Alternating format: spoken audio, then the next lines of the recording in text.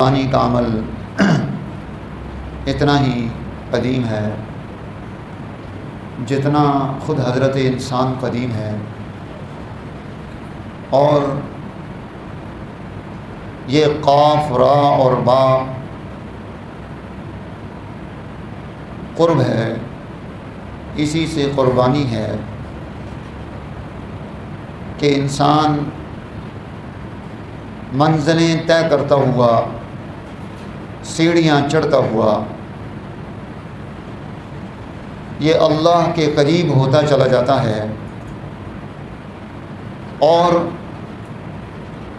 ہر دوسری سیڑھی پر پہنچنے کے لیے اسے قربانی دینی پڑتی ہے۔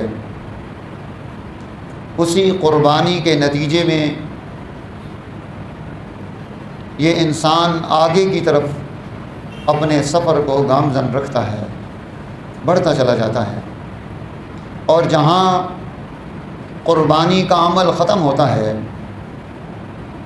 وہاں سے انسان زوال کی طرف آنا شروع ہو جاتا ہے۔ اب وہ پیچھے کی طرف سفر کرتا ہے، آگے کی طرف سفر نہیں کرتا، اور یہ دین دنیا میں اس نے جتنا بھی سفر کیا، اسے جتنا عروج ملا، اسے جتنی ترقی ملی، اور انسانیت نے اسے جتنا قبول کیا، ان تمام کے پیچھے اس دور کے مسلمانوں کی قربانی ہے کہ جیسے جیسے وہ قربانی کرتے گئے ویسے ویسے وہ اپنے دین کو زندہ کرتے گئے، اور یہ کسی ایک شخص، کسی فرد واحد کی قربانی کا نتیجہ نہیں، دین اجتماع کی قربانی سے ترقی کرتا ہے کہ وہاں رہنے والے تمام طبقے سب کے سب جذبہ قربانی سے سرشار ہو کر وہ محنت کر رہے ہوں، جد و جہد کر رہے ہوں، جوانوں میں وہی جذبہ ہو، بوڑھوں میں بھی وہی جذبہ پایا جائے، عورتیں بھی اس جذبے کے ساتھ آگے بڑھ رہی ہوں، بچوں کے اندر بھی وہی شوق اور جذبہ ہو، اور جب کسی سوسائٹی کے تمام ممبران سب کے سب اس جذبے کے ساتھ قربانی کے عمل کو زندہ کر رہے ہوتے ہیں اور قربانی کر رہے ہوتے ہیں، تو اس کا نتیجہ لازمی طور پر اس سوسائٹی میں نظر آنا شروع ہو جاتا ہے۔ سوسائٹی اس کا نتیجہ حاصل کرتی ہے۔ آج ہم نے قربانی چھوڑ دی، یہ جذبہ ہمارے اندر سے مٹ گیا، اور ہم خواہش پرست ہو گئے، ہم مال پرست ہو گئے، ہم نے چیزوں کو فوقیت دی، ہمارے دلوں سے انسانی محبت و الفت مٹ گئی، تو نتیجہ کیا نکلا؟ یہ دین دنیا انسانیت میں وہ نتائج نہیں پیدا کر سکا، باوجود اس کے کہ آج کے دور میں ہم کثرت کے ساتھ ہیں، ہم بڑی تعداد میں ہیں، ہم بہت زیادہ ہیں، ہماری مسجدیں نمازیوں سے بھری ہوئی ہیں، لیکن نتیجہ زیرو ہے۔ نیکی اور خیر کے کام کرنے میں ہم کسی سے پیچھے نہیں ہیں، نتیجہ زیرو ہے۔ کیوں؟ کہ پورے دین کو پوری سوسائٹی میں لانے کی جو قربانی تھی وہ خواہش پرستی میں تبدیل ہو گئی۔ نتیجہ یہی آنا ہے جو آج آ رہا ہے۔ میرے دوستو، اب پھر ضرورت ہے، اگر ہم یہ چاہتے ہیں کہ دین زندہ ہو، دین کا ماحول زندہ ہو، دین کے اخلاق زندہ ہوں، دین کی تعلیمات زندہ ہوں، سوسائٹی میں یہ دین نظر آئے، اس کا عمل نظر آئے، اس کا کردار نظر آئے، یہ رواج پذیر ہو، تو پھر ہمیں اپنے دین کے لیے قربانی کے عمل کو زندہ کرنا پڑے۔ اور ہر طبقے کو قربانی دینی پڑے گی۔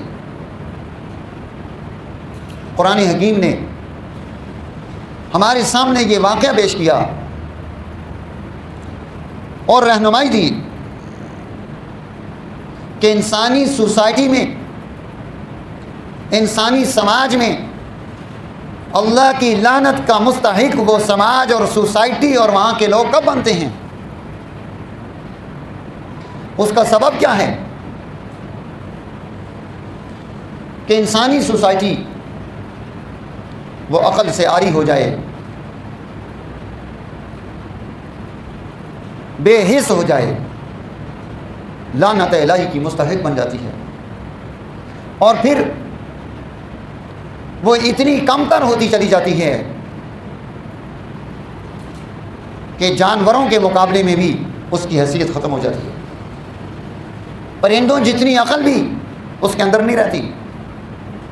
اب دیکھیے سیدنا آدم علیہ السلام کے بیٹے ہیں حابیل اور قابیل، ان دونوں کے درمیان ایک معاملہ پیش آتا ہے،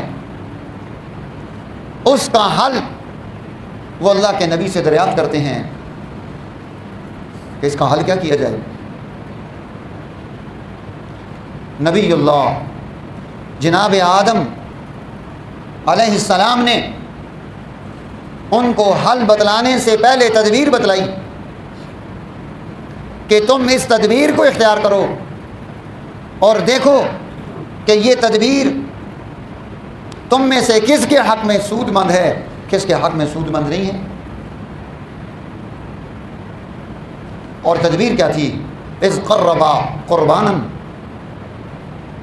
اپنا مال اللہ کے راستے میں قربان کرو۔ تو وہاں سے قربانی کا عمل شروع ہوا۔ آدم علیہ السلام اپنے بچوں کے درمیان ہونے والے اس عمل کو، اس جھگڑے کو، اس لڑائی کو، اس فساد کو ختم کرنے کے لیے انہیں قربانی کے عمل کی طرف لاتے ہیں۔ اذ قربا قربانا، قربانی کرو۔ اب ان میں سے ایک نے، حابیل نے، اپنا اچھا مال اللہ کے راستے میں دیا قربانی کے لیے۔ قابیل نے اپنے مال میں سے جو گھٹیا مال تھا وہ لا کر قربانی کے لیے رکھا۔ ہاتھ دے رہا ہے، نیت ظاہر ہو رہی ہے کہ کون کیا دے رہا ہے، کون کیسی قربانی کرنا چاہتا ہے۔ ایک قربانی کے لیے سب سے اعلیٰ اور بہترین مال پیش کرے، اور ایک قربانی کے لیے سب سے گھٹیا اور بیکار مال پیش کرے۔ اب نتیجہ کیا پیدا ہوا کہ دلوں میں موجود وہ کھوٹ یہیں سے ظاہر ہونا شروع ہو گیا۔ اگر سیدنا آدم علیہ السلام اس کھوٹ سے پہلے فیصلہ کر دیتے تو نتیجہ اس اعتبار سے ظاہر نہ ہوتا جس طرح سے وہ چاہ رہے تھے کہ انہیں خود احساس ہو، انہیں خود احساس ہو کہ یہ کام ٹھیک ہے، یہ کام غلط ہے، احساس بیدار کرنے کے لیے۔ اب وہ قربانی آسمانوں سے آگ آتی ہے اور حابیل کی اس قربانی کو وہ آگ آ کر جلا کر ختم کر دیتی ہے، قابیل کی قربانی ضائع ہو جاتی ہے۔ اب جب اس نے دیکھا کہ یہ قربانی میری تو رائے گاہ چلی گئی، میں نے جو ردی مار رکھا تھا وہ تو ادھر ہی پڑا ہوا ہے کہ اللہ کے ہاں اس کی قربانی کو شرف قبولیت نہیں ملا، کہنے لگا لأقتلنک، میں یہ فیصلہ خود کروں گا، میں تجھے قتل کر دوں گا، میں تجھے قتل کروں گا۔ تو وہ حابیل اسے کہنے لگا کہ تو میرے اوپر ہاتھ اٹھائے گا، لیکن یاد رکھ ما انا بباسط یدی الیک، میں تیرے اوپر ہاتھ نہیں اٹھا سکتا، میں نہیں تجھے قتل کرتا، میں تیرے ساتھ نہیں لڑتا۔ انی اخاف اللہ رب العالمین، میں اللہ سے ڈرتا ہوں جو رب العالمین ہے، میرے دل میں اس کی محبت اور اس کا خوف ہے، معجزن ہے، اور مجھے اسی چیز کی لاج رکھنی ہے۔ عصبیت، تعصب، ضد بازی یہ جنگ کو طول دیتی ہے۔ ان کا نہیں، میں قربانی دوں گا خواہش کی، میں اللہ کو سامنے رکھوں گا، میں اصحاب النار میں سے، جہنمیوں میں سے نہیں بننا چاہتا۔ اب اس نے کیا کیا؟ بھائی کو مار دیا۔ جب بھائی کو قتل کر دیا، اب اسے یہ نہیں سمجھ آ رہی کہ اس لاش کو کیا کرے۔ انسانیت میں سب سے پہلا قتل تھا، حسد کی وجہ سے تھا، اندر کے اس ضد اور دل کے اندر کے موجود گناہ کی وجہ سے تھا۔ ایک ظالم ہے، ایک مظلوم ہے، ایک کی قربانی اللہ کے ہاں قبول ہو چکی، ایک کی نہیں ہوئی۔ بجائے اس کے کہ وہ اس پر توبہ کرتا، نادم ہوتا، اپنی غلطی کا احساس کرتا،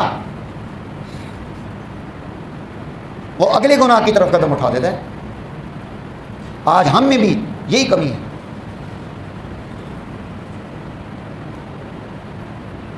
وہ ایک صاحب کہنے لگے کہ انسان کا برا وقت کون سا ہوتا ہے؟ برا وقت کون سا ہوتا ہے؟ سارے اہل علم نے دلیلیں دیں، اس نے کہا آپ کی ساری دلیلیں اپنی جگہ ٹھیک ہوں گی، ایک سادی سی بات آپ کو بتاتا ہوں کہ اس کی غلطی پر ہر ایک اسے متنبع کر رہا ہوتا ہے، وہ کسی کی ماننے کے لیے تیار نہیں ہوتا، اپنی ضد پر اڑا ہے، اپنے کو صحیح سمجھ رہا ہے۔ تو میرے دوستو، انسان کا وہ برا وقت ہوتا ہے جب اسے کوئی سمجھا رہا ہو اور اس کے دماغ میں، اس کے عقل میں اتنا فتور آ جائے، پردہ پڑ جائے، اس کے سامنے سے راستے مسدود ہو جائیں، گم ہو جائیں، پردہ عقل پر پڑ جائے، تو پھر ساری دلیلیں بیکار ہو جاتی ہیں، کوئی دلیل کارآمد نہیں رہتی۔